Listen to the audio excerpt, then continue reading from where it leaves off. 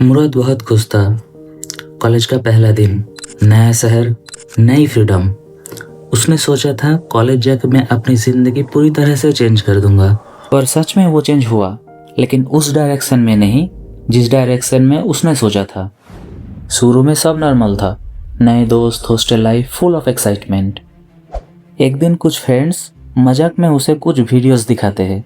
उसने सोचा बस एक बार देख लेता हूँ, और यही से एक साइकिल स्टार्ट हुई जिसका अंजाम मुराद को बाद में समझ आया। और कुछ महीने बाद मुराद ने नोटिस किया अब वो चाह कर भी खुद को रोक नहीं पा रहा था, यानी वो अपना कॉन्शियस कंट्रोल खो रहा है। वर्ल्ड हेल्थ ऑर्गेनाइजेशन ने कॉम्पल्सिव सेक्सुअल बिहेवियर डिसऑर्डर को ICD-11 में इंक्लूड किया है। कॉम्पल्सिव सेक्सुअल बिहेवियर डिसऑर्डर यानी कुछ केसेस में सेक्सुअल अर्जेस पर कंट्रोल लूज हो जाना एक सीरियस साइकोलॉजिकल इशू बन सकता है। और अगर आप सोचते हैं कि ये सिर्फ विल पावर से कंट्रोल होता है तो आप प्रॉब्लम को अधूरा समझ रहे हैं। रियलिटी ये है कि ये बायोलॉजिकल, साइकोलॉजिकल और कभी कभी मोरल कॉन्फ्लिक्ट का कॉम्बिनेशन होता है। चलिए इसे डिटेल में समझते हैं। अगर आपने कभी कोई ऐसा काम किया जो आप मोरली या रिलीजियसली गलत मानते हो तो नेचुरली गिल्ट और सेम फील होती है। साइकोलॉजी में इसे मोरल इनकॉन्ग्रुएंस कहते हैं, और सरप्राइजिंगली यही गिल्ट इंसान को और ज़्यादा उसी हैबिट के तरफ पुश कर देती है। इसीलिए खुद से नफरत करना सॉल्यूशन नहीं होता।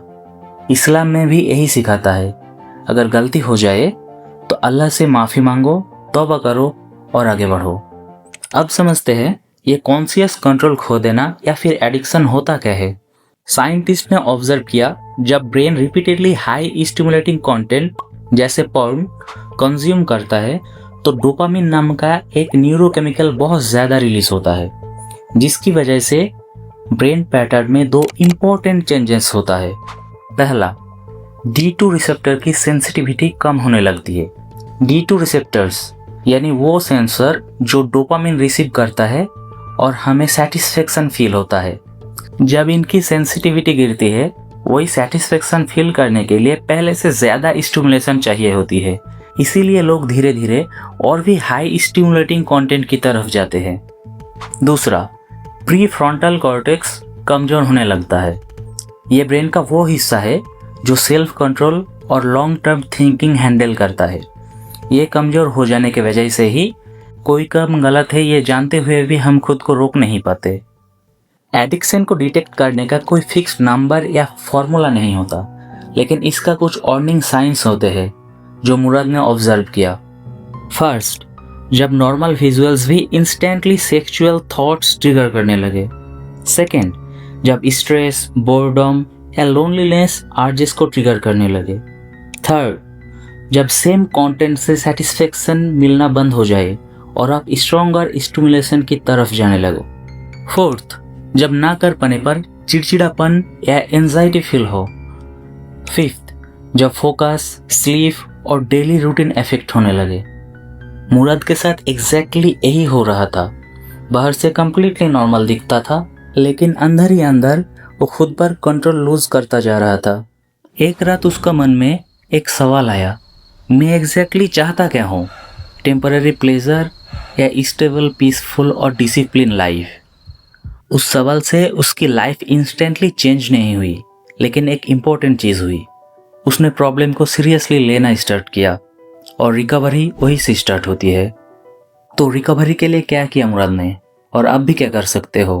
पहला, ट्रिगर्स को पहचानो और उसे रिड्यूस करो। मुराद ने आइडेंटिफाई किया एक्सप्लिसिट इमेजेस, वीडियोस उसे ट्रिगर करते हैं। तब उसे याद आया इस्लाम में कहा गया अपनी नज़र की हिफाजत करो। तो उसने अपने फ़ोन में पॉर्न ब्लॉकर यूज़ करने लगा और उसका पासवर्ड ऐसा रखा जो उसे याद ना रहे। दूसरा, नोटिस करो किस वक्त सबसे ज़्यादा तलब होती है। लेट नाइट प्रॉब्लम है तो बेडरूम को स्ट्रिक्ट नो फोन जोन बनाओ और नींद आने पे ही बेड पर जाओ। मॉर्निंग अर्ज ज़्यादा है तो कुछ ऐसा कपड़े पहनो जिससे सेल्फ टच करना मुश्किल हो। अगर शावर में टेम्पटेशन बन जाती है तो कोल्ड शावर लो और 10 मिनट टाइमर सेट करो। रूल बस इतना है कि हमें ये पैटर्न ब्रेक करना है। और याद रखो, अर्ज परमानेंट नहीं होती, वो पीक होती है फिर धीरे धीरे डाउन हो जाती है। पीक मोमेंट पर सर्वाइव कर लिया तो इसे कंट्रोल करना इजी हो जाता है। तीसरा, हाई स्टिमुलेटिंग एक्टिविटी जैसे रील्स, पॉर्न को हेल्दी एक्टिविटी से रिप्लेस करो। हमारा टारगेट है अपने आप को किसी भी कंस्ट्रक्टिव काम में बिजी रखना, क्योंकि इंसान फ्री टाइम में सबसे ज़्यादा वल्नरेबल होता है। क्या आपको पता है, आर्चरी, रनिंग और रेसलिंग हमारे नबी सल्लल्लाहु अलैहि वसल्लम के पसंदीदा स्पोर्ट्स में से थे। चौथा, एक पेपर लो और उसमें मास्टरबेशन के सारे नुकसान लिखो। जब भी आर जाए उस लिस्ट को याद करो। इससे आपका प्री फ्रंटल कॉर्टेक्स धीरे धीरे स्ट्रांग होगा और सेल्फ कंट्रोल नेचुरली इम्प्रूव होगा। फिफ्थ और सबसे इम्पोर्टेंट रूल जो आपको याद रखना है, रिकवरी के दौरान आपसे मिस्टेक्स होगा, तब आपको लगेगा सब बेमायने हैं। इस्लाम में इसे शैतान का वसवासा कहा गया है। एडिक्शन को हराने के लिए परफेक्शन नहीं, कंसिस्टेंट एफर्ट की ज़रूरत है। कंसिस्टेंट रहने के लिए आप एक रिवॉर्ड सिस्टम बनाओ। जैसे अगर तुम 2 हफ्ते अपने आप को कंट्रोल कर पाए तो अपने आप को रिवॉर्ड दो, जैसे कि आइसक्रीम, गेम या कुछ ऐसा जो आपको जेन्युइनली पसंद हो।